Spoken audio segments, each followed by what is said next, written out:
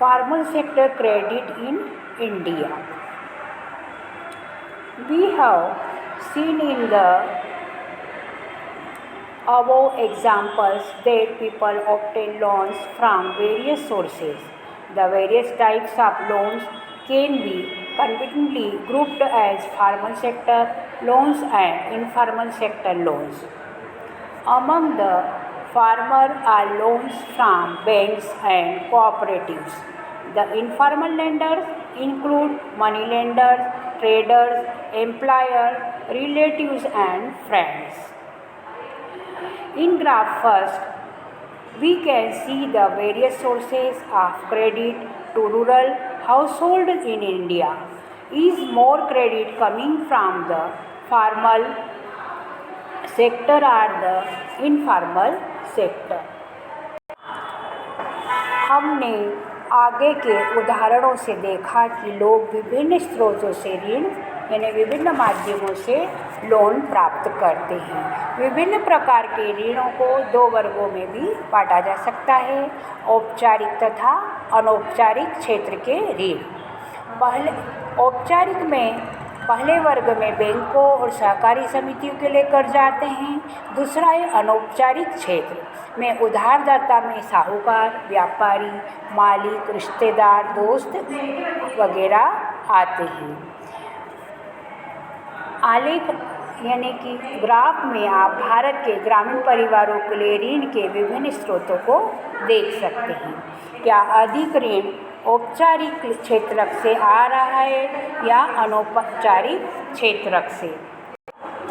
जैसा कि हम ग्राफ में देख रहे हैं कि रिश्तेदार अन्य मित्र से 8% आता है, अनौपचारिक स्रोत से 2% आता है, सरकारी क्षेत्र से 1%, सहकारी समितियों बैंक से 25% और व्यावसायिक बैंक से 25%, अन्य औपचारिक स्रोत से 5% लोग लेते हैं और साहूकारों से 33% लेते हैं, जबकि जमींदार से 1% ऋण लिया जाता है।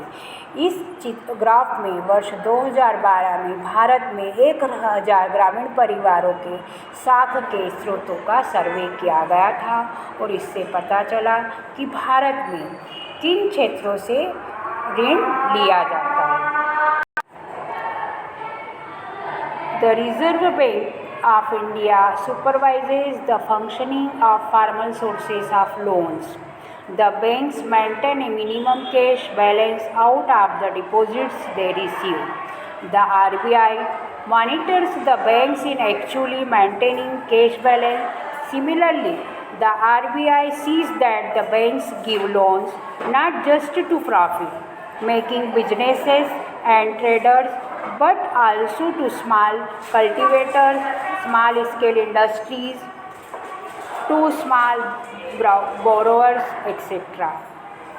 Periodically, banks have to submit information to the RBI on how much they are lending to whom at what interest rate. भारतीय रिजर्व बैंक ऋणों के औपचारिक स्रोतों की कार्यप्रणाली पर नज़र रखता है। हमने देखा कि बैंक अपनी जमा का एक न्यूनतम नकद हिस्सा अपने पास रखते हैं। आरबीआई इस पर भी नज़र रखता है कि बैंक केवल अपने लाभ अर्जित करने के लिए व्यावसायिकों और व्यापारियों को ही ऋण देता है, बल्कि छोटे किसानों, छोटे उद्योगों, छोटे कर्जदारों यानी रेहड़ी वाले, सब्जी वाले इत्यादि को भी ऋण दे रहा है या नहीं।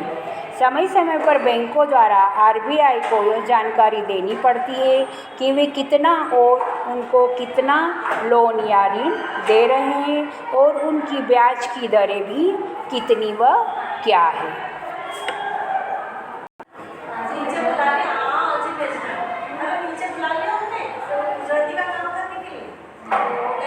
There is no organization which supervises the credit activities of lenders in the informal sector.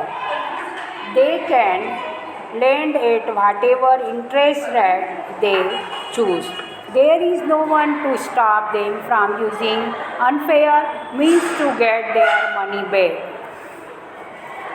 अनौपचारिक क्षेत्र में ऋणदाताओं की गतिविधियों की देखरेख करने वाली कोई संस्था या कोई व्यक्ति नहीं है। वे अपनी इच्छानुसार ऋण दे सकते हैं। उन्हें नाजायज़ तरीक़ों से अपने पैसे वापस लेने से कोई रोकने वाला भी नहीं होता।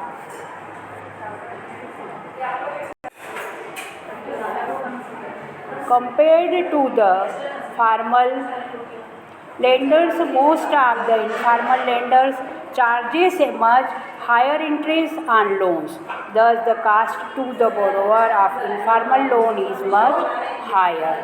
औपचारिक ऋणदाताओं की तुलना में अनौपचारिक क्षेत्र के ज़्यादातर ऋणदाता कहीं अधिक ब्याज वसूल करते हैं। इसलिए अनौपचारिक ऋण कर्जदाता को अधिक महंगा पड़ता है।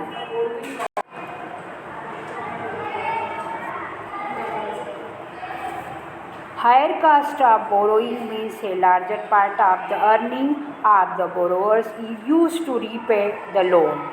Hence, borrowers have less income left. The high interest rate for borrowing can mean that the amount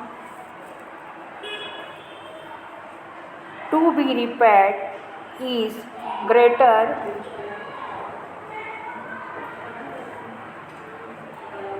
than the income of the borrower. This could lead to increasing debt and debt trap. Also, people who might wish to start an enterprise by borrowing may not to do so because of the high cost of borrowing.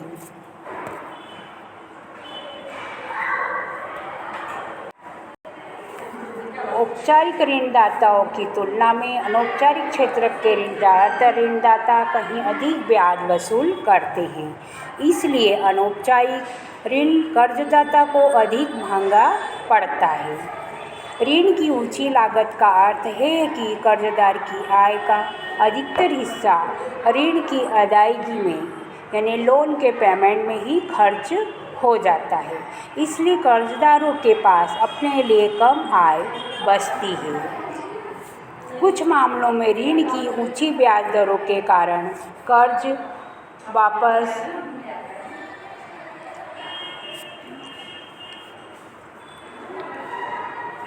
करने की रकम कर्जदार की आय से भी अधिक हो जाती है।